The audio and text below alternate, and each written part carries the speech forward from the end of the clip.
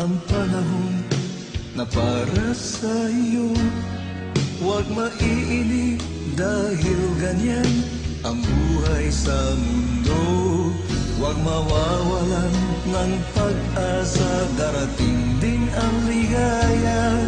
Ang isipin mo'y may bukas pa na mayroong saya. Kabiguan, hindi hadlang upang tumakas ka. Huwag kang iiwas pang nabibigo, dapat na lumaban ka.